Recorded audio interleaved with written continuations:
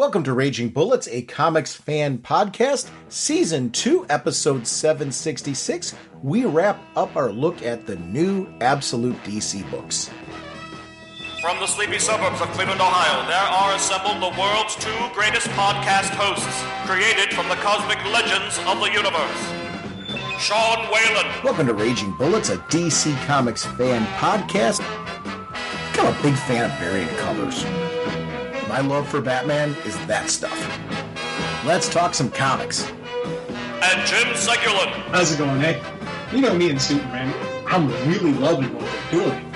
Raging Bullets is a spoiler podcast. Their mission, to discuss DC comics in books, movies, and television several times a month in 1 to 3 hour episodes. And to serve all mankind. Outstanding. Welcome to Raging Bullets. I'm Sean Whalen, drnorge, and I'm joined as always by my co-host Jim, the sensei of the whatnot, the Duke, if you know, the Sultan of Strategery, the Minister of More Gooder. Jim keeps hearing an inner voice and is now questioning if he's a Martian. And of course, he remains the elder statesman of the podcast, Segulin. How's it going, eh? Jim, on this episode, we are going to be taking a look at Absolute Green Lantern #1 and Absolute Martian Manhunter #1. We are sponsored, as always, by DCB Service and InStockTrades.com. Mr. Segulin, what is going on over at DCBService.com? We have Crypto, the Last Dog of Krypton, issue 1 of 5, 50% off $199. We have the New History of the DC Universe, issues 1 of 4, 40% off $359. Robin and Batman, Jason Todd version, 1 of 3, 40% off $299. And they have a really cool relisted item. It's the Superman 78, Batman 89 box set. Ooh. It's 50% off, $24.99. And the really cool thing about this thing is it looks like VHS tapes. So 100% recommend that one. So thank you, DCBS. Over at InStockTrades.com, I've got a new addiction, Jim. It's DC's finest books. I don't know if you've got any of these trades. These are awesome. They're very inexpensive, but they collect the best of DC's stories. Just for some examples, DC's finest, Wonder Woman Origin and Omens trade paperback. This is Gail Simone's work. Mark Waid, people like that were involved. But this is Gail Simone's iconic run. $39.99 regularly, 47% off, only $21.99.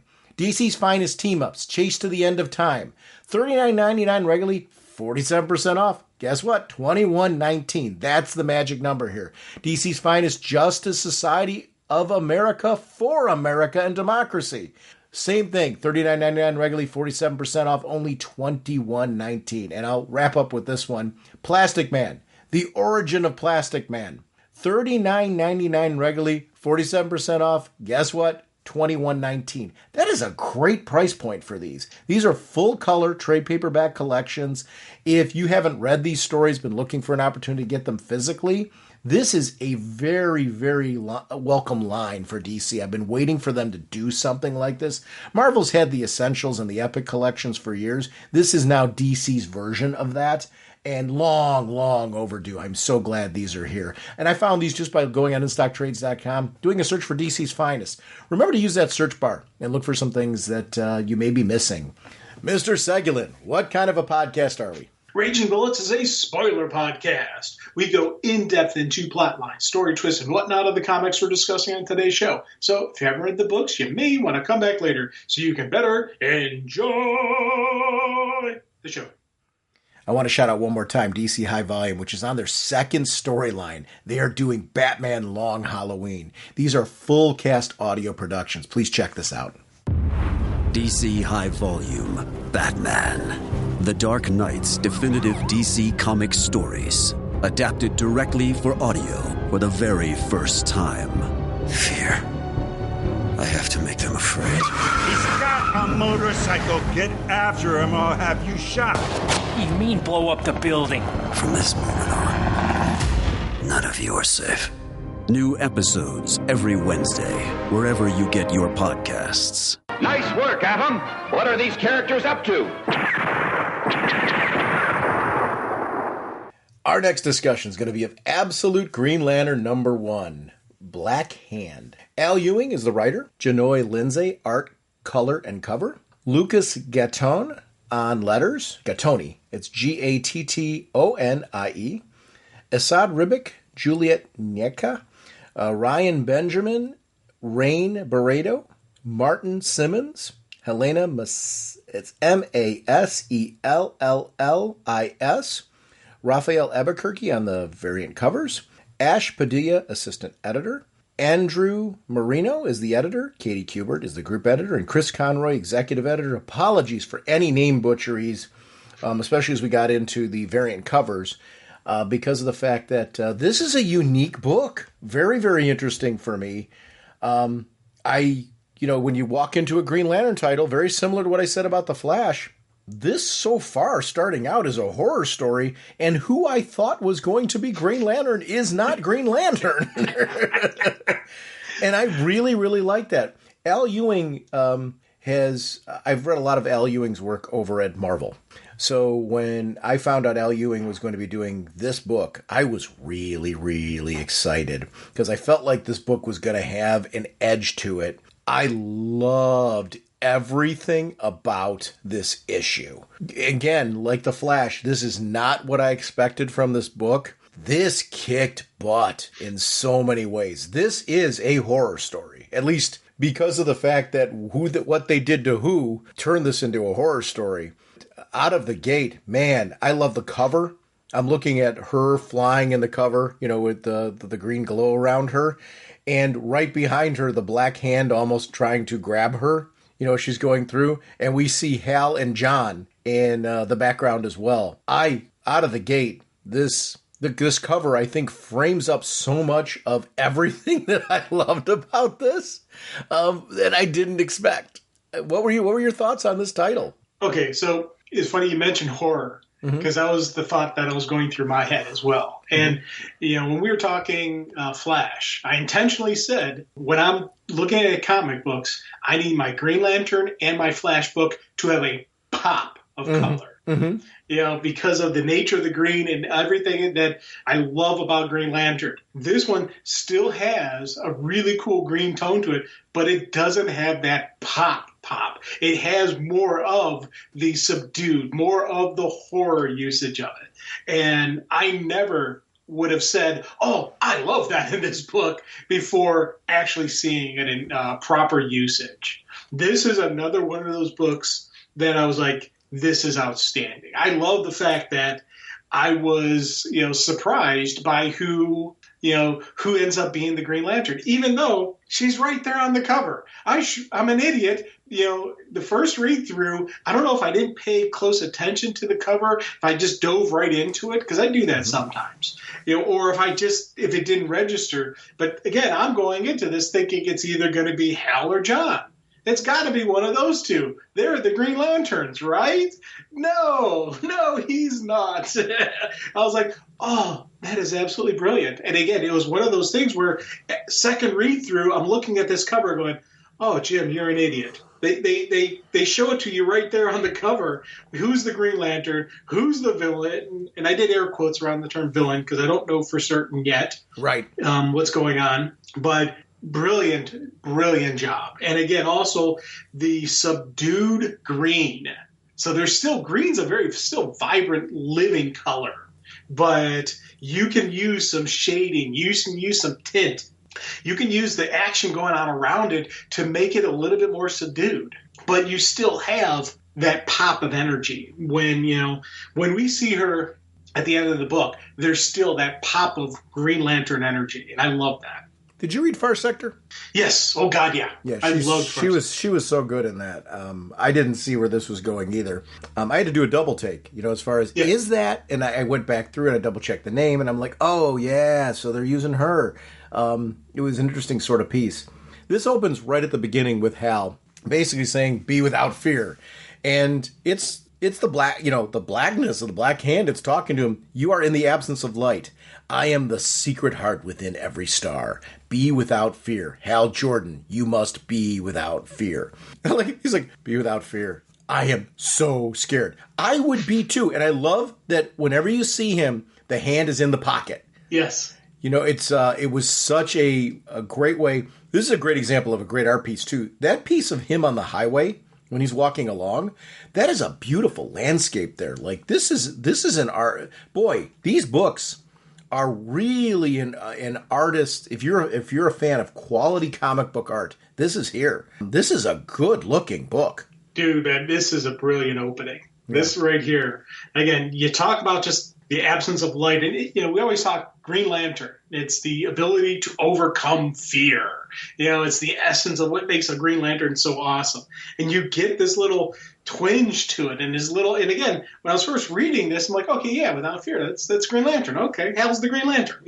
And you're thinking, you don't notice how it's all black there and how the ring itself isn't even a bright ring. It's the ghostly white kind of ring. And I was like, oh, and again, second art read through, I was like, oh, right from day one, right from jump, they're telling you he's not the Green Lantern. And I completely missed it. And I loved, again, when you get to that brilliant page and then the cop rolls up. And they give it a nice, couple panels here of the cop saying, hey, what's in your pocket? Take your hand out. And then here's the thing. With police, the saying is the hands kill. That's why you'll always see police saying, let me see your hands. Let me see your hands. Yeah. Because your hands are what kills. Whether it's a gun or whatever you've got in your pocket, in your hands, that's why police always say they want to see both hands. Because that's what kills. And in this case, yes, it was the hand that killed. One of the things that we've talked in both now Flash with the military and this with the police, situations where we're seeing people from the military and people from police dealing with extreme situations where they have to react to them. And you have to understand them following procedure. This piece where the way Hal's behaving, I don't blame the police officer at all for how he's handling this. Hal is not complying. Hal's answers are very broken and erratic. Hal looks like he is dangerous. He looks like he's suspicious. The tears around his eyes, the erratic reaction, like his eyes going wide at certain points in time, not pulling his hand out, not explaining anything. He's not answering. And when he does answer, there's no logic to it. When the police officer, now says, all right, listen, I've given you a chance now. Are you carrying a weapon? Are you carrying a weapon? He's got to yell at him at this point. Fine, we'll do it this way. Lie down, place both your hands flat on the ground. Do it now. And Hal's still not complying. There is no compliance here. This is a man who's got to be, I get it. I got to be afraid for my life. Does he got a gun in that pocket? If he's got a gun in that pocket, this is my one chance to control this situation. He is trying to do everything by the book to control the situation. His goal isn't to shoot Hal. His goal isn't to hurt Hal. His goal is to control the situation so he can gather information. And I really like the distinction here where I'm on the side of the officer in this. I'm sympathetic to Hal because we know that he's going through some horrific thing, but I get why the officer's reacting the way that he is, and he's doing everything right. He just can't possibly know what he's setting himself up for. When Hal pulls the hand out, and all we see is from the wrist down to what's still concealed, a blackness over there. Wow. And then the last panel goes black. We flip to the next page. We do not see what happens here. We see a badge that's left on the ground.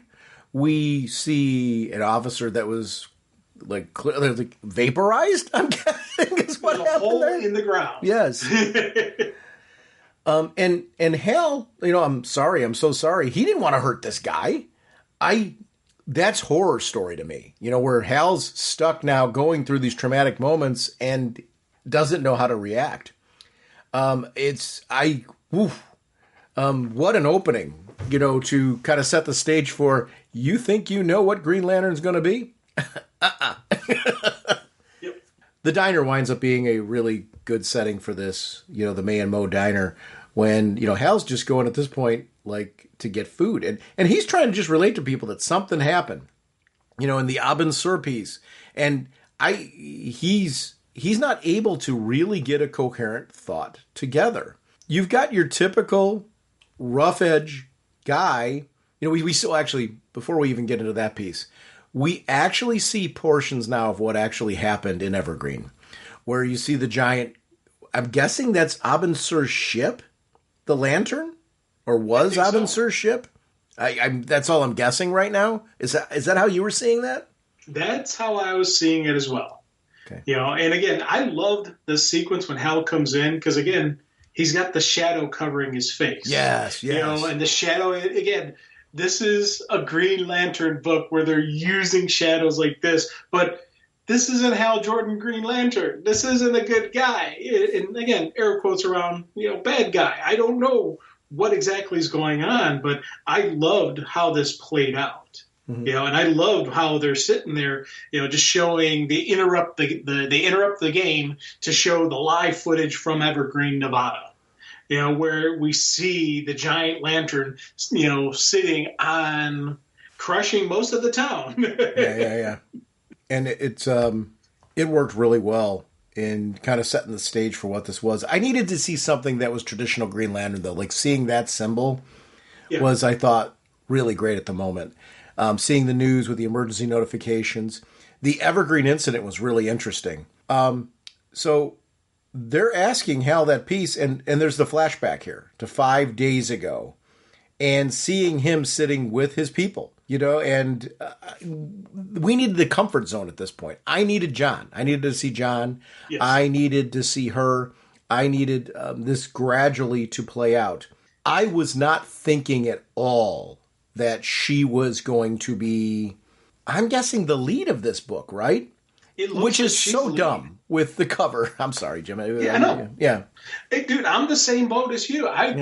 For whatever reason, I wasn't thinking she's going to be the lead Lantern. I was thinking, Hal or John. And then, when I'm first reading through it, I start paging through and like, wait, Hal's not the Lantern. You're sitting there, you're like, what's going on with Hal? And then you pitch a page, you're like, John, like, oh, okay, John's going to be the lead. Cool. And I was like, that's neat. I love John. He's my Lantern. So I was happy. For whatever reason, I wasn't thinking Joe. And I should have, because she's on the cover as the Lantern, and her book was outstanding, by the way. If you didn't read it, do yourself a favor, pick it up. It is an outstanding story. I loved her story. So I'm very happy that she's in this book and she's the Lantern in this book because she's a really cool Lantern. Because again, like, Hal Jordan was the pilot, not in this book. In this book, he does he's a collectible dealer. Mm-hmm. He buys online auction stuff and sells them and flips them. I'm like, that's neat. John is still the architect that he was. So I love, his personality, but Joe is a cop. Just like Guy is a cop. And in this universe, Guy is still a cop. He's a cop at Evergreen, Nevada. She was a cop with the Evergreen and left for whatever reason. We still don't know the exact reason why she left being a cop, but in her heart and soul, she's a cop. And I love that about the Green Lanterns. Because again, for me, the Green Lantern Force is not a military force. They're a police unit. And I love when the writers really get that there are a lot of similarities between military and police, but not exactly the same. There are little nuances that law enforcement bring to it that military do not. And I love when you get a writer that knows, okay, this is a police force, and they deal with it more like a police force versus a military operation. So, again, just within a couple pages, I'm like, I'm very happy with this great 5 days ago started giving us this background that, the people are still around. Well, Joe is a police officer in Coast City, too, which brings back in the traditional Coast City reference, because all this has been in Evergreen. She was married. Was she married to Guy? Or am I over-connecting that? Because she said there were some things that need to be said, and that's why she left. And Hal brings out the point of, then why are you still wearing your wedding ring? Was she married to Guy? That's not explicitly stated, but if Guy's ears are working, he knows all about it. I'm not calling him. And there's reasons, like she said, Guy wanted me to come back to Evergreen PD. He said if I'd stayed, I'd be chief by now. It turned into an argument. I said some things. But if he still doesn't understand why I quit, well, maybe they needed saying. Now, I don't know that meant that they were married, but there's And it's alluding to the fact that they were at least close friends on some level. The way that she's talking about Guy, not my boss, not my coworker or anything like that. She refers to Guy in a very familiar sense. And she's like, look, all of that's in the rear for me for Hal. I'd like to keep it there. There is no reference to anybody else. He's like, then why are you still wearing your wedding ring? And she's giving him the look. Who else is she married to? Like, there's nobody else. But like, I mean, maybe that's a character we'll find out along the way. But my first mind went to, was she married to Guy? At least that's where my head's at right now. It's a question I'm asking, not like anything definitive at the moment. Here's where my head went with this. Uh-huh. She was a Evergreen PD, right. Moved to Coast City with whoever she was married to. And then when that marriage ended is why she came back here. And then when Hal asked him, why are you still wearing the wedding ring? That was because she was married to somebody in Coast City. Guy wanted me to come back. So, yes. So she was married. Great. I got it. That's how I read this, that she wasn't married to Guy, but she was a cop in Evergreen, left to go to Coast City, and then came back. I thought she was married in Evergreen to Guy, escaped to Coast City. Now she's come back and she's still wearing her wedding ring, and they're wondering why. So I think I'm still in the mindset that she's potentially, like, Guy's potentially her ex. It could be. I'll be honest with you. I wasn't thinking that, but if that turns out, I'd be cool with it. Because again, they as you're laying out how you read it, I 100% could see that, and I wouldn't have an issue with it. Because they're telling a chronological story there of what happened with Evergreen, that she left Evergreen. Hal's saying, whereas the rest of us don't know why you came back. To stay, I mean. Was Coast City really that bad? So I don't know. I'm with you. Like, the marriage could have been in Coast City and part of the whole Coast City sequences. Because she said, look, all of that's in the mirror for me, Hal. I'd like to keep it that way. So the wedding ring is either from Evergreen or from Coast City. Don't know where. So I see both possibilities. I'm with you. It's an intriguing piece. Yeah, and I do like the fact that Hal is pretty much clueless or antagonistic or whatever he's doing. It's, again, those good friends giving each other ribs, and he just took it too far with the wedding ring because that look on her face was, drop it. And I love that John recognizes this, and John jumps in, and he's kind of like diffusing the situation. Where he's talking about how, he still, he kept his mother's wedding ring and she died years ago. And then he goes into why the fourth ring is considered the ring finger, and, just again, diverting the conversation from where Hal was taking it. Yeah. That actually, some of what he's saying is legit. As far as the vein going to the heart and those pieces, that actually goes back to ancient Egyptian times and stuff like that. Like, some of that is like legit lore. I like that he was bringing that in. It fits this storytelling, though, right? Because of the lanterns and what they do. So there's an interesting sort of piece about the magic and it leading to your heart and those type of pieces that fit all the way through. The motorcycle situation kind of breaking everything up, where the motorcycle's coming in and that green force field is over Evergreen. And the fact that motorcycle came in and splattered all over the place. Again, that's where I'm like, this is a horror movie. But it's a very good horror movie. I felt like every element of this was playing into what I really like about when you get a good suspense horror movie where this type of thing is happening. Out of the blue, they aren't able to finish their conversation because this event has now happened, and they're all about that piece. And I like how she's saying, Hal, maybe you should stop touching that. And there's some foreshadowing there because he's touching it with the hand that he probably shouldn't be touching it with. Exactly. We'll find out later. I really liked how that whole piece played out. I liked that the guy wasn't wearing a helmet. All that's left was the ring. The other motorcyclists, like his friends, they drive up and like they just turned around. She's saying it's like they don't see anything strange at all. So this bubble is doing something more than just being a force field. It's like almost like a perception filter, right? Because that's how I'm taking it. Yeah. which was, You know, I thought that was kind of cool. Yeah, and I liked how, again, they're sitting there and they're inside the bubble, and they're like, wait, look at that. Hold on. It's, again, it's that energy shield surrounding Evergreen right now. Right. That we know is eventually going to become, because we see 4 days later, it's the big Green Lantern icon. And I thought that, again, I love how, as I said, we've been saying, this is a horror story. This is a horror mystery kind of unfolding. So, like we had earlier with The Flash, again, we've got another really cool mystery unfolding. Yeah, and it was funny. I was thinking of that perception filter, similar like the Jedi powers or psychic paper in Doctor Who and stuff like that, and I liked how that played out. They're in the bubble, so they're looking up in the sky, and they're seeing that ship that's up there, and they're not getting any cell reception, so they're totally locked out. We get to see Abin Sur for the first time. What do you think of this four-armed, crazy-looking version of Abin Sur?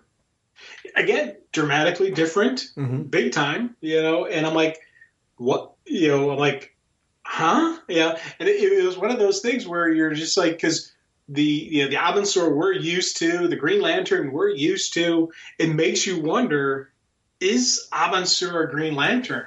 Was Abin Sur a Green Lantern, or was he a prisoner of the Green Lanterns? He called it the Green Lantern. That's what Hal says, which is an interesting sort of poise. Hal goes, he came from somewhere else. The symbol in the sky, that belonged to him. So the symbol belonged to him. What that means, I don't know. And how that plays into all this, I don't know. I love that the restaurant, I guess, owner or head chef, whatever you want to call him. That's May and Mo right there. Right. That's the way I'm looking at it too. Right. Exactly. So Mo's really ticked off at this point. And the reason why I'm saying, head chef too, usually when you're running a mom and pop shop like that, they're not just there as silent owners. They're running the place. Usually one of them's doing the cooking. And he looked like he was doing a lot more at the diner. But he's, basically saying to talk some sense. What lantern? What does that mean? And I like that she's trying to calm him down. And Hal's like, no, yes, it is. It's all my fault. I made a mistake. I wanted to be a hero. And Abin Sur, he did something to me. Gave me something. Gave me a weapon. The lady's sitting here like a gun. And he's like, worse, much worse. And they're asking the magic question. I like how there's the gun being picked up behind the counter. I get it. Yep. Everyone's asking why he's not drinking his water. Again, the hand. This is the first time we get to see the hand. Actually, his name's not Mo. His name's Earl. Yeah, I just see that. I just noticed that now. I was wondering when you kept saying Mo. I'm like, I don't think that was. I don't know why I never thought that was Mo.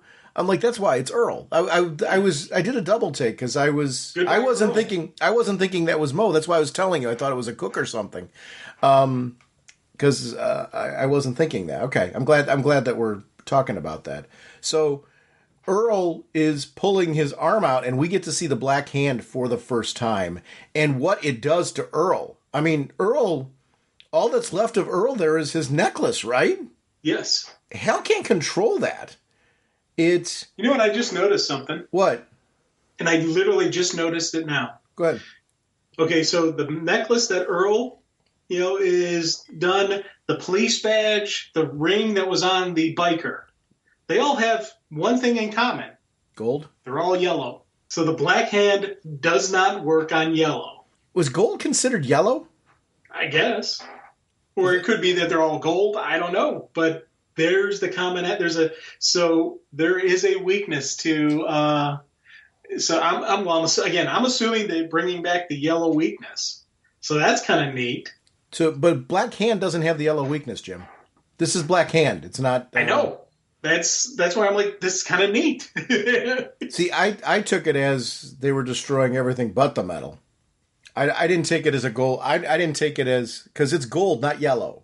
I'm not taking this as a yellow weakness. I mean, it's okay that you are, but this is a gold necklace, not a yellow one. If that's how they explain it later, that's cool. I'm not against it. I'm not sold. I took it as the metal objects just wound up sticking around. We'll see. I don't. The badge, I'm a lot more. If it was just the badge, I'd be more thinking that way. Again, we're dealing with Black Hand, though. Black Hand didn't have a yellow weakness. So I guess it goes to what are the rules for Black Hand? And maybe you're catching a rule that they're establishing in this world for the Black Hand. He's not Green Lantern. He's Black Hand, I know. Right. So, and he got that from Abin Sur. Well, how? Like, is that Abin, like, where did she get her Green Lantern from? Like, who inherited what from Abin Sur? He said that he got a weapon from Abin Sur. Like, I want to see this. Like, what happened? Like, how did he wind up with the Black Hand? How did she wind up being Green Lantern? This is an example of, does he have certain weaknesses? How does metal play into this? What does that mean? How does gold play into it? What does all this look like? I don't know. She goes to shoot him. The waitress goes to shoot him with that gun that was behind the counter, which you saw coming. The Black Hand starts decimating May and Mose. There's like this outburst, and we get to see it for the first time. It will not let him die. It's what is scary about Venom to a certain extent. I don't want to oversimplify this and make it seem like it's a cookie cutter clone of Venom. I don't mean it that way, but he's shot there, what ends up happening to the Black Hand if Hal dies? It won't let him die because that's his host. That's its host. And that part, that's equally creepy. You want to be rid of this horror, this nightmare that you're living through, and you can't be rid of it. When Jo shows up on the scene and she's like, Hal Jordan, what happened to you? She is glowing green.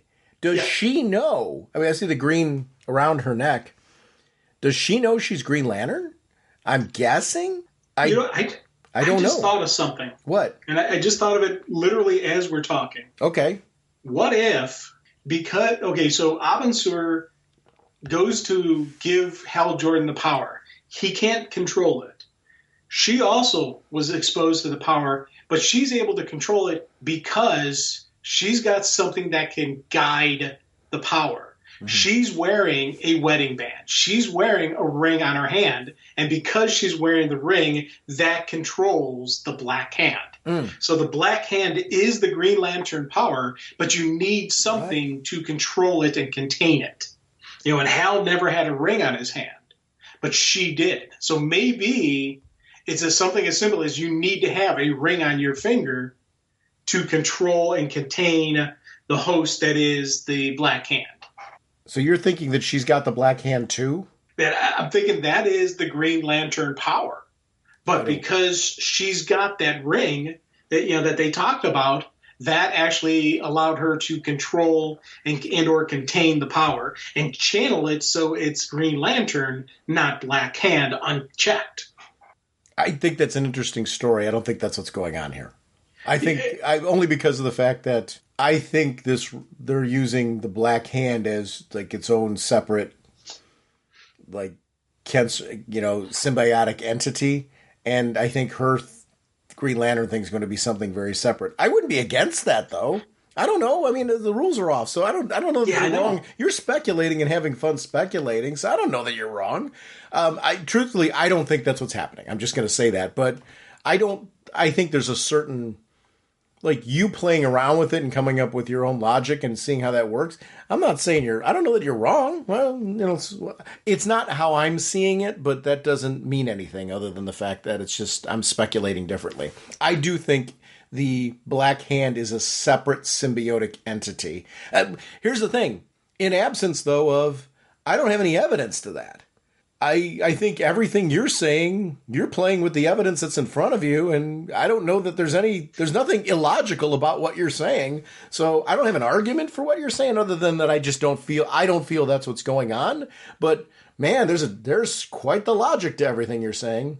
I'm very curious. I do think that maybe Jo having the ring on her hand wasn't a throwaway. We'll see what happens there. I think you're right. The Green Lantern symbol around her neck. Right. What is that? And why is that manifesting that way? I'm very curious to see what's going on here with Jo and willpower, and and what are the rules like. I loved the surprise of her at the end. Big time. I like that that's where they left things. If they were together when all of this went down, when did they get separated? Because she doesn't know what happened to him. And I'm also wondering what happened to Jon Stewart. Yeah. Because the three of them were in the bubble together. Mm-hmm. Hal got the Black Hand. She got the Green Lantern. Mm-hmm. What happened to Jon? And did he get anything out of this? Right. Exactly. And we know Guy Gardner is in the city. So is anything going to happen to Guy as well? Yeah. So there's some really cool stuff playing out here, that, again, and I talked about the pop of color. When she's there, you still get that great Green Lantern pop of color, but they did subdue it. They did, using all the background around it, kind of, it's not the traditional, what I would say is my traditional Green Lantern pop. And I love that they did it this way because, again, it fits more of this horror story kind of theme that they're going with this book. This is a really neat usage of the coloring because, again, Green Lanterns, you got to have some cool coloring going on. And normally I'm a big sucker for big, bright, poppy colors that make you go, dun-dun-dun. I love how they're doing this, especially because they are telling a different story on the Green Lantern. Now, who knows how this is going to play out later? I don't know yet. And again, throwing out the theories of, the gold ring, the power, maybe it is something as simple as Hal touched the wrong thing and he became Black Hand. She touched the right thing and became a Green Lantern. I don't know. And I love this mystery that they're laying out. Again, these, reimagined absolutes, whatever you want to call it, this universe, they're doing a cool thing here. Let's be very clear. The title is Absolute Green Lantern. Right. They're not. Wait. Here's the thing. I'm going to be very, very clear with you.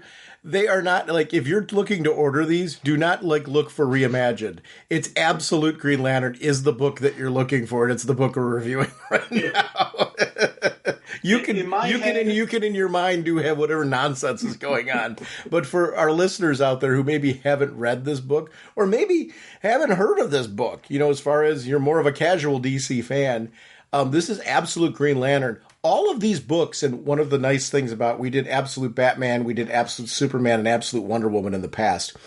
These books are starting at the ground floor. So if you're somebody who is, I've always read Marvel, or I've always read Indies, or, I'm just getting into comics and I happen to listen to your podcast over it, there's going to be a smaller amount of listeners, obviously, that fall into those categories. But these Absolute books are totally having fun with taking concepts that you may be very familiar with, but they're ground floor. This is a great chance for you with issue 1 to be able to dive in and try some of these books out and see if they're for you. This Absolute Green Lantern is ground floor. I know as a concept and principle, we have reasons why the title might have been something other than Absolute. Here's where I will link it to Absolute. And I say this confidently because we're going to go into talking about Absolute Martian Manhunter next. These titles have top quality teams that are telling top quality stories that are that is the criteria for a book becoming an absolute.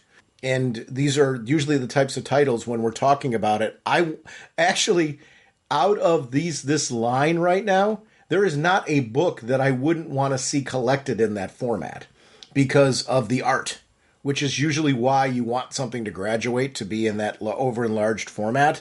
It's a beautiful hardcover that is larger to emphasize the art. And I'm hoping that line continues in light of, this line being there. I hope this isn't the replacement for that line, because I love those top-tier quality books, and I think it's the one reason why I'm with you. I wouldn't mind if they used a different name, just because I'm protective of that line. I collect those books. I love the Absolutes. So I'm hoping we're continuing to get more of those as well as we go forward. But do not want us to leave by telling people this book is called Green Lantern Reimagined. It is not. Yes, okay. No matter what's going on, no matter what's rattling around in that head as you shake it left and right, it's not called Green Lantern Reimagined. Crack me up. Can we talk Absolute Martian Manhunter? Yes. Or for the Jims in the audience, Martian Manhunter Reimagined. The writer is Dennis Camp. The art by Javier Rodriguez. The letters are done by Hassan Atzmain. It's Elhaou. The covers by Javier Rodriguez. Variant covers by Gilliam March, Marcos Martin, Rafael Albuquerque. The 125 variant cover by David Aja. The variant cover by Daniel Warren Johnson and Mike Spicer. The associate editor is Sabrina Futch. The editor is Katie Kubert. Martian Manhunter created by Joseph, it's Samachon, and Joe Certa. And apologies for any name butchery, especially for the original creators of the Martian Manhunter, just because of the fact that I'm really intrigued by this character. And it's been such an interesting journey with the Martian Manhunter with me in general. He was a character that growing up, I liked the Martian Manhunter just fine, but that's what I would say. I wasn't really always over interested in him. Like I enjoyed stories he was in, but he wasn't a character where like I've got to read more Martian Manhunter. Then there became a certain point in time where I got a chance to read some of his miniseries, got a chance to read some of his solo series, and started to understand the character and really grew to dig him. I liked him as a member of the Justice League. You know, now I'm a huge fan. My gosh, the books that they put out focusing on the character, and then when you see him on a team and we really play up, you know, how he's different and unique, led to this is by far the most artsy of these books. And I absolutely, like that cover, really, if you're wondering like what this book is, when you look at that cover, I think tonally, the cover completely captures this book to me. Yes. And I loved this. I loved everything about this. I did not know what to expect, but I expected that if we're going to play around with a book, it's going to be Martian Manhunter. And boy, did they do something nice with this. What did you think about this one? Because it's very, very different than the other ones. Dude, this is a trippy book for me, big time. And I was like, it was one of the first read through. It was the artwork that had me saying, oh, this is awesome. Yes. Because again, it is such a dramatically different art style than the other books we've been reading. You know, so I was like, oh, that's cool. I love this. This is, you know, that the psychedelic trippiness of the coloring that they're throwing in there, you know, and just the different color palettes that they're throwing out. I was like, oh, this is a cool story.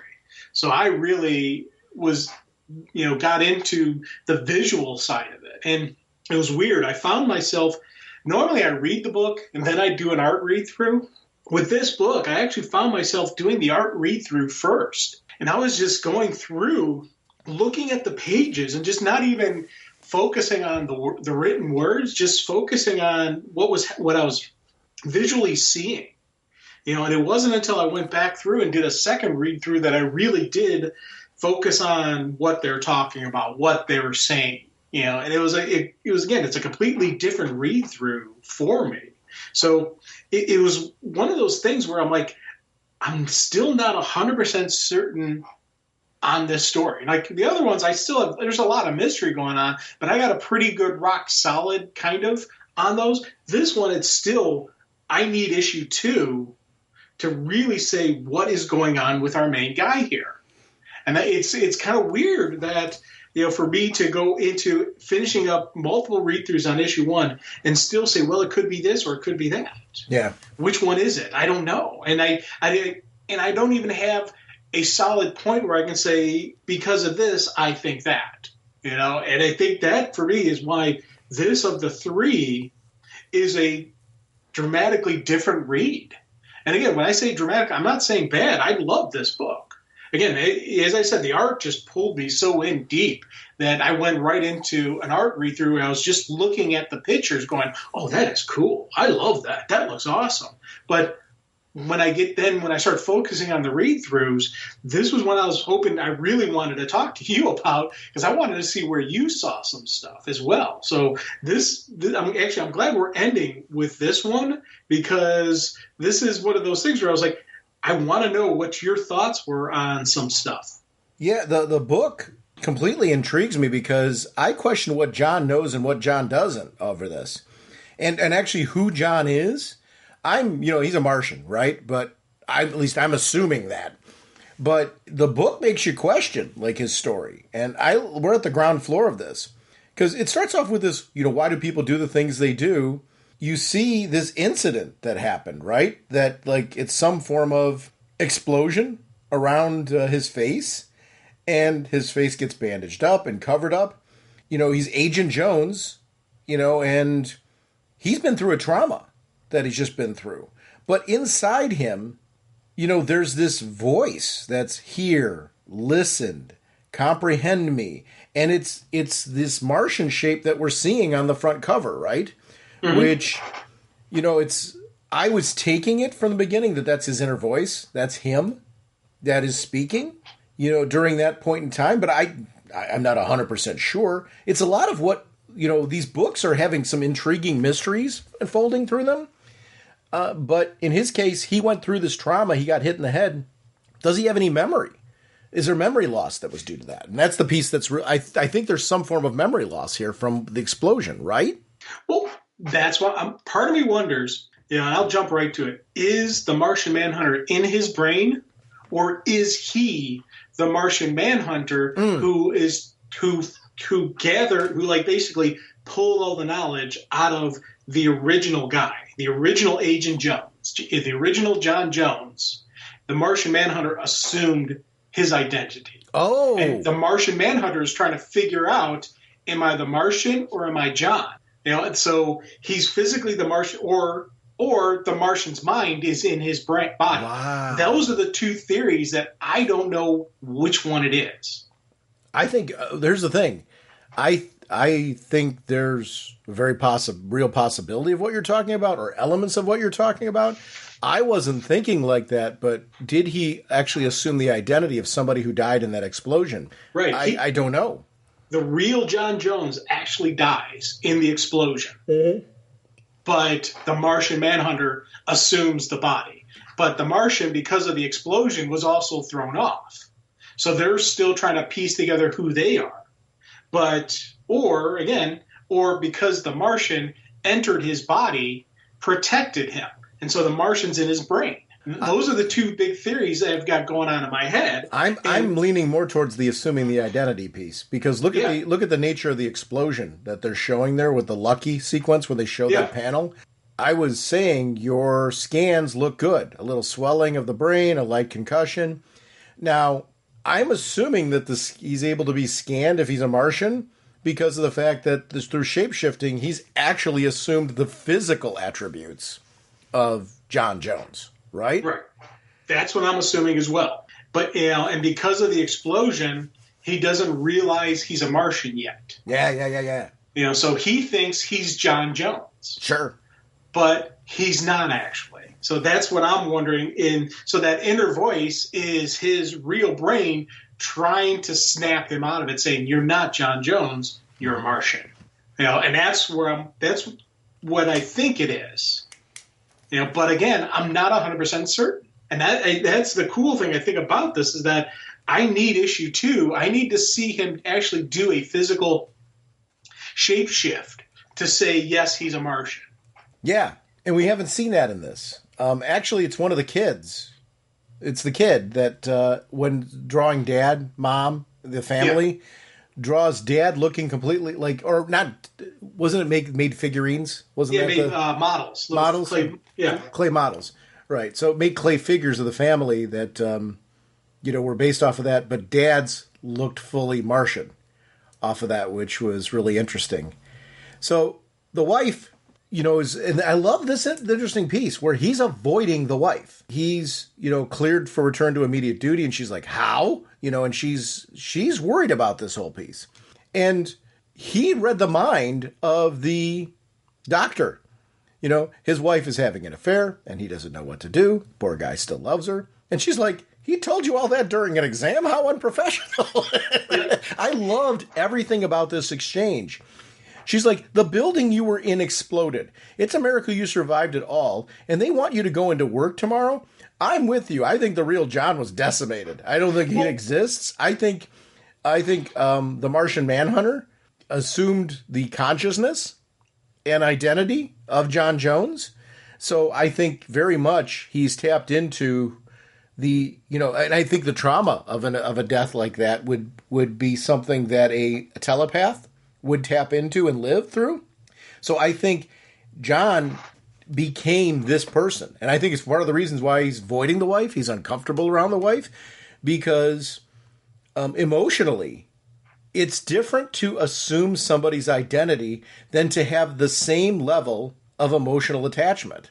Mm-hmm. And that part, totally just grew on me with this.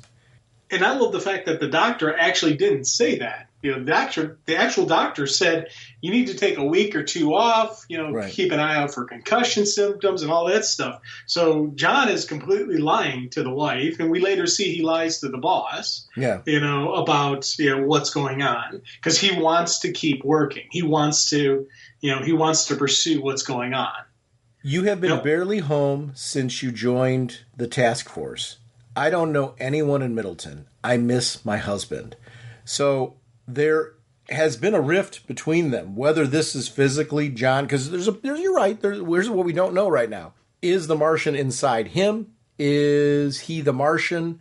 Those are the unknowns. So I'm presenting this off of the theory that this has been a shapeshift. I don't know that that's the case. There's elements of both. Either way, there is a distance between this couple that is continuing to grow. What was intriguing is the cigarette piece, where he's got a cigarette in his mouth, a lighter in his face, which is something that, they're usually weak to fire. You don't want to be near fire. So what does that look like in this realm? Fire is clearly a thing by his reaction to it.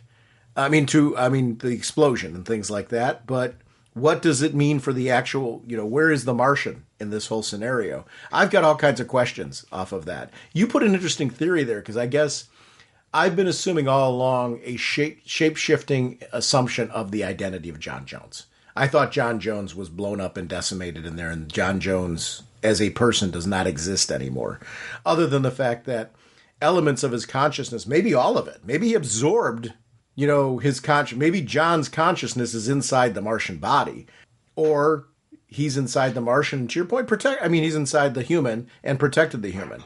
I'm not against either option. I'm leaning more towards this physically as the Martian. That's my personal leaning. Again, it's like you, I'm just speculating. I got nothing 100% concrete backing that, other than I'm leaning more towards that piece, but we're both on the same page. We feel that John Jones was obviously because of the wife and the kid and all those pieces, John Jones was a real person. The baby, or the kid, I should say, the child, Tyler, is a real human because of the fact that Tyler is the product of the human John Jones and the wife, not the Martian. Even if the Martian has adopted the psyche and the identity of the father, the kid knows the truth that, Dad is not Dad. Right. And one of the other things I love that they periodically throw out there is that green field with the red circle and the multi, you see that throughout this. And again, I'm assuming Mars. Assuming that's some reference to Mars, you see it on the lighter, you see it on the nails of the receptionist at the headquarters, throughout the, constantly throughout this, we're seeing those splashes of colors, pop up, especially when it's somewhere around with John using his telepathy, but not realizing he's using the telepathy. It's kind of a neat, again, color usage. Yeah, yeah. When he's talking in the FBI to his superiors, basically saying, listen, I'm ready. I'd rather work. And they're doing the right things by the book. You've got to be on leave. After what you've been through, you need a vacation, spend some time with your family. They need to get back to normal. They do not want him investigating what actually happened at the coffee shop, which is, to me, good practice, right? I get that he'll never in a million years go along with that. Yeah. But it's really good practice. We also see for the first time, is this how he's partially seeing the world when we see that absolutely back to normal? Is this the Martian telepathy, kind of seeing the world from a different perspective? Is that what was happening there? I think so. Mm-hmm. And that's how I was kind of taking it. Me too. As, that's what, because you go back to when he was with the doctor initially and he goes to light the cigarette. And it's like, hey, you can't light that here. No. Then where did all the smoke come from? So he's seeing all that multicolored smoke. So I think when he looks at stuff, that's how he sees everything. Mm-hmm. And it's, again, kind of freaking him out because in his brain, he thinks he's a human, but he's seeing stuff differently. And that's why I was like, I don't know if he's actually is a human or, because I'm leaning that he's actually is the physical Martian who doesn't realize he's a Martian yet. That's my primary thought. But again, I also do have on the side there that maybe he is still the physical human. He just has a Martian in his brain. And we're going to get like a duality thing going on here. I don't think that's the case. I think this is the Martian who doesn't realize it. So this is Martian vision. He sees things differently than we do. And I like that. But I don't think he fully understands what's happening to him, right? No. I don't think he understands. The trauma of it. Yeah. He doesn't know that he's... I'm taking it as he does not know he's a Martian. I might be wrong, but so far we're reading the same way. Yeah. We are reading it the same way. Yeah. That's Agent Newell's case. You're a witness, not an investigator. Understood. Agent Newell has got the appropriate amount of creep factor in this whole thing. I think his boss might be legit, but Agent Newell is not so much so. Yeah, something seems off with Newell. Yeah. The interesting part is, so how do I know that Newell hates me, thinks I'm cold? He calls me the Martian to his wife. He knows that in his head. Martian, distant, different, alien. And that voice in his head saying, yes. Yeah, I'm with you. I'm trying to figure out if that is the true Martian, the Martian John Jones, like really, coming to light and coming, like it's his suppressed memories, from the trauma. Or I'm with you. Is there a possibility that the Martian's in there and this is still the human? I don't know which way this is going. To me, the telepathy powers and stuff like that we're seeing the world in a different light is something really interesting. That's the Martian body in the background, right? Because that face, the eye, the mouth, and the nose, is that it just hasn't taken a physical form yet? But that is not separately, but it's almost like a projection, an astral projection, right? Yes. Yeah. And again, it's like that's the Martian trying to remind him who he actually is. Yeah. I love the whole investigation sequence. I love the artwork on this, how gritty it is, because it's gritty and grounded. It looks a lot like stuff you would see in, what was the name of the Gotham Police Force title? You know what I'm talking about. Gotham Central? Gotham Central. Thank you so much. It's got the kind of tone and art style of Gotham Central when he's doing that investigation, like especially the coloring and all that. What feels good about that is it feels crime noir. But when they put the splashes of color in there, they pop more. They have more of a outer worldly feel because of the fact that the tones are much more gritty and feel more. I like the police procedural aspect of this. And if we're going to be doing a decent amount of that in this book, I'm going to love it, because I like that detective aspect of John Jones. And so if we're doing that with him being a part of the FBI in all of this, I really am going to keep digging this book because I love when you add a little wacky supernatural into that. Him running around, asking a few questions, getting to know, Mike, was he behaving strangely before the incident, doing anything out of the ordinary? He's interviewing people, doing all of the things he was told not to do because he's too close to it. But I feel like he's also catching the fact that something here is being suppressed. Why is it being suppressed? That part really stands out when you hear the explosion, that there's something more to this. What were they trying to blow up and why? And I think the key is just as much in his mind as it is in theirs. And I think if he discovers it, it's going to unlock everything, right? I think it'll unlock his memories. And unlock. I feel like this mystery is critical for him on so many levels. Yeah, and I love how we do get the unknown telepathy that he's doing. He's pulling from the mother, from the friend, from the neighbor. Again, how do I know? How do I know? I love that he still hasn't completely figured all that out. And it's funny, I've looked at the site of the explosion so many times. Yeah. And I'm looking for a pattern. I'm looking for something. Why did this guy do this? There's no indications that he would do this. What drove him to actually do it? And even the Martian psyche is saying poor trapped things light themselves on fire to escape. And I'm like, what is going on here? And I love the mystery of this. Yeah, I really do too. The wife, sitting here, really kind of quite no vacation. She knew the answer there. I wonder if she knows that he is driving the return to work. I feel she knows those aspects of him. What is going to happen when she figures out what's really going on here? Because she's going to at some point in time. Eventually, yeah. Yeah. And there needs to be a piece, in this where I do feel like he really is the husband. Whether that's because the consciousness is transferred over or it's physically the husband with the Martian inside there. I don't know the answer to that yet. But I'm leaning more towards that this is the Martian's body with the husband's consciousness fully manifested in there. I could be wrong off of those pieces, but because the reverse works for me too, just as much so, which is the piece that you were laying out. I feel like that all of that works and causes the same thing here.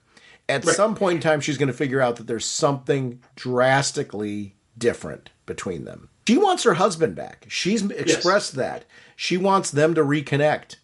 She's feeling like she's looking to, instead of talking to him and saying, why don't you want to be here? Why are you not here with me right now? She's accepting the story, but I love that is told in a smaller font where she says monsters. Mm-hmm. At least they let you come home before midnight for a change. Tyler's still up. He's in his room. She's basically saying, I need you to connect with your kid. You aren't here. You need to be connecting with your child. This leads to one of my favorite sequences in this book.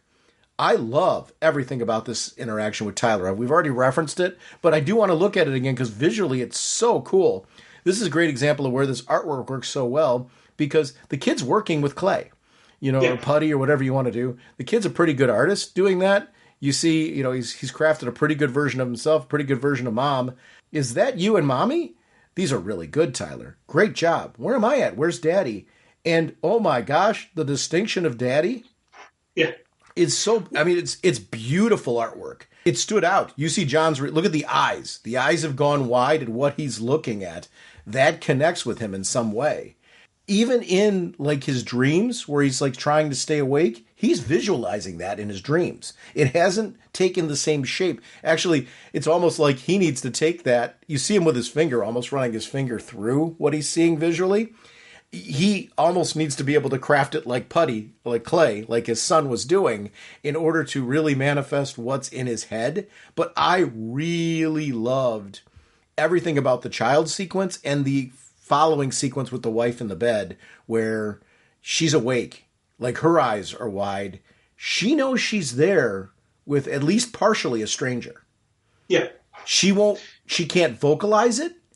She isn't sharing it, but there's she knows her husband and she knows something's wrong. And she's probably thinking it's the trauma of everything that happened, not thinking that there's a Martian occupying her husband's body. I don't think she thinks it's a Martian occupying her husband's body. I don't think she's manifested that. Right. But I'm going to disagree with you slightly. I think on the surface, she thinks it's the trauma from the event. You don't have eyes that wide with that kind of reaction if you're thinking that, because that makes sense. What you just said's logical. So in truth, is there probably elements of that? Yeah, on the surface. Those eyes are wide. She's scared. Look at that. That's fear. You don't have fear from that. You have fear from the part that you're not admitting to yourself. There's things she's not been. This is great writing. This is where they've used the text. She has known all along that something is not right. Right. In her mind, she hasn't figured out what those are. A lot scarier. Her kid has, because the kid can play with it. And so the kid knows, like, can't articulate it. I can put it in clay. But I absolutely love how, like, real this is. In this crazy, creepy thing. It's funny, for as much as the Green Lantern book, I use the word horror, I definitely would reference this as being supernatural in what's going on here. But it's like a supernatural, police procedural in what's going on here. And I love all the aspects that are detective mystery, whatever you want, more detective mystery, I think, and I like the FBI involvement and what's working on with this. With a nice little family aspect put in because I love the family. The family really works for me on this. This is a great book. This has the feel for me of when they launched Animal Man for the New 52. That was one of those standout books that just really had a flavor and an appeal to it that made me just want to read more Animal Man. This is a great book that's got that feel for me of what I loved about that book.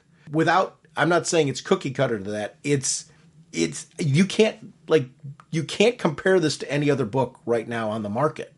I like that. Like, this is really having a good time with this.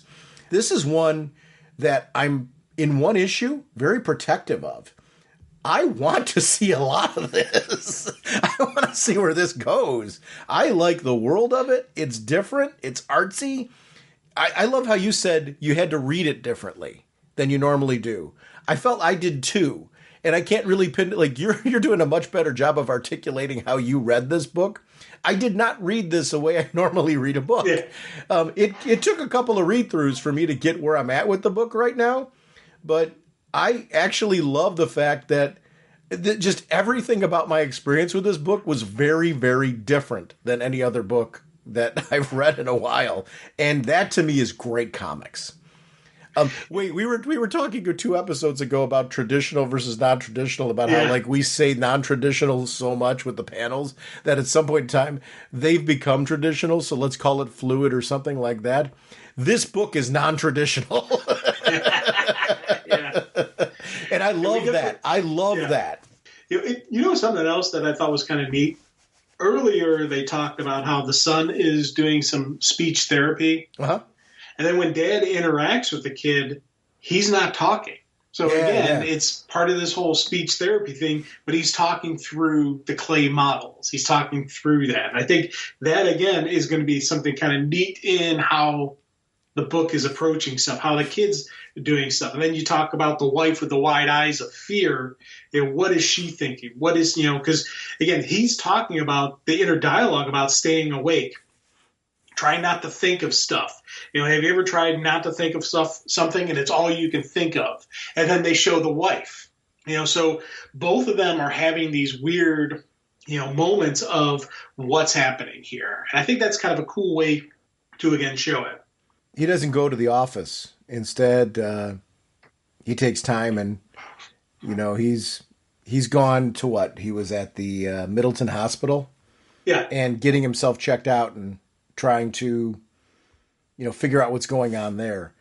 In that sequence, he's trying to really pin down. He's listening to the doctor and really analyzing the situation, because after this possible aortic dissection in 3, then I have a knife wound in 7, shattered pelvis in 4. He is reading the minds, and he does not know he's reading the minds. Yeah.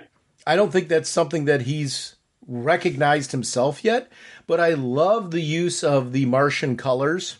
And I even love that as he continues to more, we start seeing the Martian manifest behind it. Yeah. It's like almost a manifestation of his persona.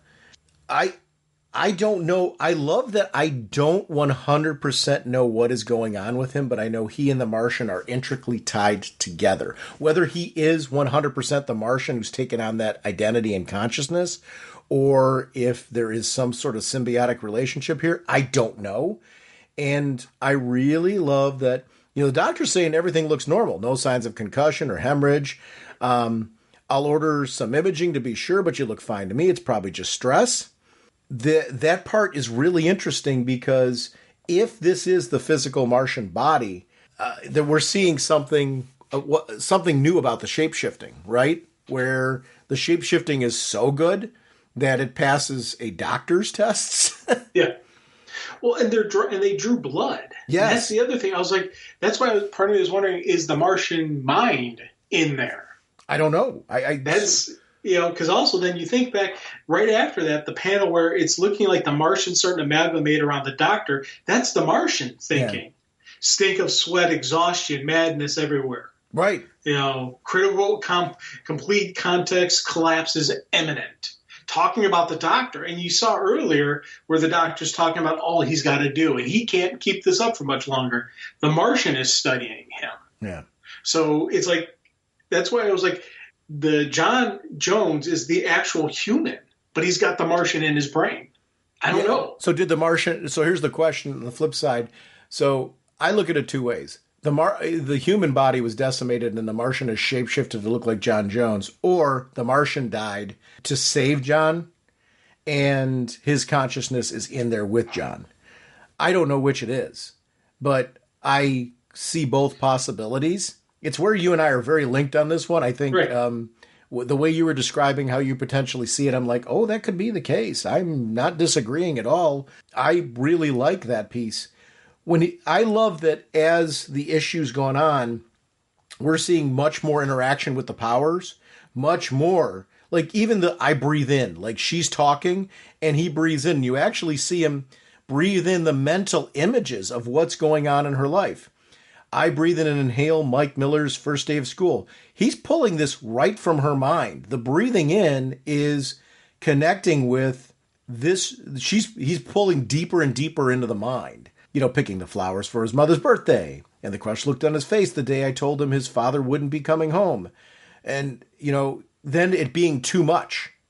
Yeah. Too much information overload. And the coughing was a physical manifestation of this presentation of breathing it in. What does breathing it in really mean? I love the use of color in this book. My gosh, the way they use kind of a nice little street level muted tones and bring in the huge pop of color to manifest what's going on in the head, in the mind, and what's triggering the mind. And just how, when he's walking out on the street, the color's everywhere.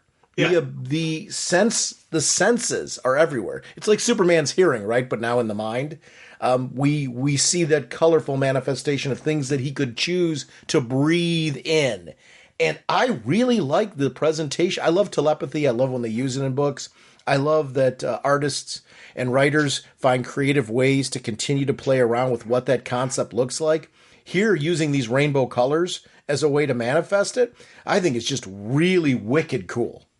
Oh, God, yeah. Yeah, and then flying back through, and as he's recovering, his memories are starting to surface. Memories of the first home, memory of the dad finding the cigarettes. Just, I loved how they kept going through, and they're doing the different, again, the different color palettes on this stuff. That's why visually this was a brilliant book. Yeah. And you get to the point where it's just overwhelms him. And again, you threw out the comment about Superman's hearing, overwhelming Superman, where he's got to focus and learn how to do it. The same thing's happening with John. Now, whether it's a Martian in his brain or he is the Martian, I don't know. And I love that. Yeah. Yeah. I love that. And especially as things start going on, you really get that psychedelic trippiness going on where he's just picking up people laughing, talking, saying this, throwing out various stuff that he can't control. The smoke and how the smoke plays out, the idea of this fire and the explosion and things like that. The smoke is coming off librarians and social workers and corporate lawyers. It's spewing out of accountants and couriers and construction workers. Dancing tapestry of multicultural scarves. He's being overwhelmed by sensory overload there, right? It's the people. The people are all on fire, but no one seems too bothered by it. It's not. The powers are increasing, right? He no longer has control. Like, he's struggling to have control of being out in public with all of these people, and his senses being overwhelmed. That's where the Martian is definitely in there. So we see the manifestation of the cool green voice saying things like breathe in, where it's almost like, is the Martian consciousness coming more to the forefront and trying to educate John Jones of who he is and what's going on inside him? Is that how you're reading that? Is that the duality, or is he the Martian and the Martian's trying to kind of bring to attention what's going on? That's where I get the confusion and the unknown. Me too. I don't know if he is the Martian and this is his Martian mindset, kind of trying to remind him, no, you're not John Jones, you're really a Martian. Or is he a human who's got a Martian in his brain? Yeah. And that's where I kind of, I'm like, I don't know 100% which way it is. So until I see John Jones do a physical shape shift, I won't know if he's a human with a Martian in his brain. Because again, maybe the Martian sacrificed himself to save John from the explosion. I think that happened in either case. Well, if he is actually the Martian, then the fact that he's a Martian saved him from the explosion. But if he is... No, what I'm saying is, so if he is a Martian, right, I think he pulled in the consciousness of John Jones to save John Jones. If he is a human, I think the Martian sacrificed himself and is inside the human. I feel that John Jones, the person that we're seeing is a real person, is actually in there. I feel that consciousness was somehow salvaged. One way or the other. Right. Yeah, it's the questions, of who is this person? Yeah. And I think that is the brilliant part of it, because I love how when things then really start going. Because after, again, I love the comment how he makes, how can a voice be green? Yeah. But the voice is green. I love that he's thinking that how can that happen? Because he talks about a cool green voice, and then he later says, wait, how can that happen? And then you get into that complete tailspin of out of control where he's coughing up the colors and this massive this massive tapestry of different things. And I love how he's like, I look around to find some place to rest, but Middleton is like an alien planet. Fire hydrants, arrangements, purpose of roads, my own reflections, all mysteries to me. And I love that he's like, what's happening? And he's caught in the middle of this where he has no idea who he is, what's happening. Because he's saying it right at the end, as this story's concluding, he's filling him in. So he's right now what he's going through. Who is that? Who's talking? You, me, we are talking. Remember, man on fire, human flame, and the explosion going off, the smoke. There's the memory of the building you were in exploded. It's a miracle you survived it all. No, not miracle, me, us. He's sitting here, save, redeem, healer. Now you, through the smoke, remember, look. Now, look through the smoke. When they show him, they show the green face. I think this is where I'm thinking we saw the first shape shift or the recollection here of who that is. Now, I don't know if he's looking at the Martian there or if he's looking at himself. Because when you take a look at the next page, message to my fellow Martians, activate your Martian vision. Please take page 25 of your comic book in your hands, hold it up to the light. Use a lamp, a reading light, or the sun itself, it's up to you. See diagram for details. And you hold that up, and we're seeing, did he get vaporized? The idea is the front and back of the page, when you hold that page up, because the Martian's behind there, we're the Martian. See where it says it on the back side of the page? Yeah. We're the Martian. I feel like we're getting the answer that you and I are both arriving to here. It's which one is, it's one of the two is really the case. Yeah. I guess what I was taking is the body down at the bottom. Did the explosion decimate the Martian and the Martian's inside him, or was he decimated and he's inside the Martian? And I don't know which. Yeah, and I'm not 100%. I'll be honest with you, part of me is leaning towards the Martian's mind is in his physical body. And the physical body is still John Jones. He's still 100% physical human. Mm-hmm. He just now has a Martian psyche in his brain. Yeah. That's where I am at. So we're going to get a different Martian Manhunter story. We're not going to get the traditional Martian Manhunter story where he does the shape-shifting and all that kind of stuff. It's going to be the detective, the agent, John Jones, and the Martian inside him. And things, because he's got the Martian psyche in him, he does have those telepathic abilities. And he does have the Martian vision. And he can see things a little differently than the regular human can, is how I think this story is going to play out. But I'm also not 100% convinced of that. And I think that is a really cool, mind game they're playing with us, and I'm looking forward to issue 2 on this to just get a little bit more details. Yeah, I like when they tell a story that makes you think. Yeah. And at the end of the day, this is a story that makes you think. And I love that it's not, I love when you use visual styling for storytelling. I like that it's not a visual styling for just the sake of visual styling. I wish I could hold up.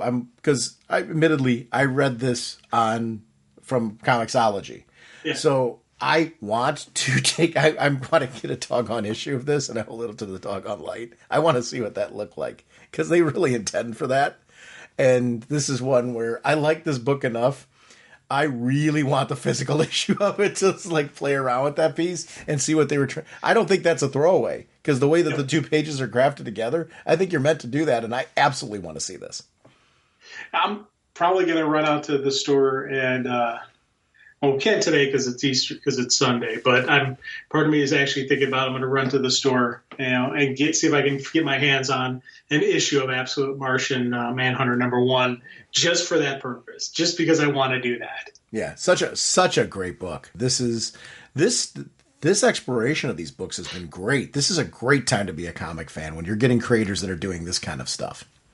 We are Crystal Men from Mercury. We have no quarrel with you.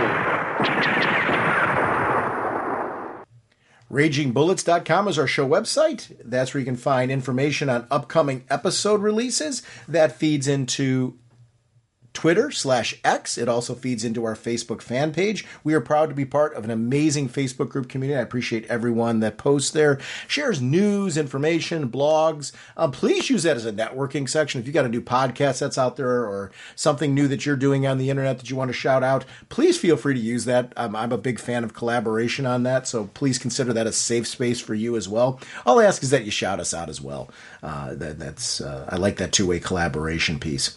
The About Us section of our show website is where you can connect with us on social media and gaming platforms. You can hear me bi-weekly on Is It Jaws, a film review podcast with Paul Spataro, who's invited me to be the co-host over there. Love doing that podcast as well.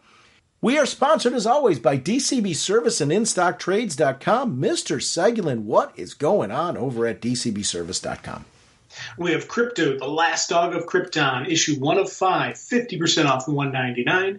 The New History of the DC Universe, issues 1 of 4, 40% off $359. Robin and Batman, Jason Todd, issues 1 of 3, 40% off $299. And a relisted item of the Superman 78, Batman 89 box set, 50% off $24.99. Thank you, DCBS. I love this DC's Finest platform, and InStockTrades.com has a bunch of them. If you just do a search for DC's Finest, you can pick up books such as Harley Quinn, Birth of the Mirth, $39.99 regularly, 47% off, only $21.19. Supergirl, The Girl of Steel, $39.99 regularly, 47% off, only, guess it, $21.19. Peacemaker, Kill for Peace, same price point, $39.99 regularly, 47% off, only $21.19. Green Arrow, The Longbow Hunters trade paperback. This is brilliant. $39.99 regularly, 47% off, only $21.19. I want to thank DCB Service and InStockTrades.com for continuing to support our show. I want to remind everyone about our email address, ragingbullets@gmail.com. That is where you can send us comments on the show. Feel free to send us audio comments right now. We're working on getting another voicemail solution in place. But until then, please send us audio comments the old way, and you go ahead and record something, send us over there. We love including you as part of our podcast.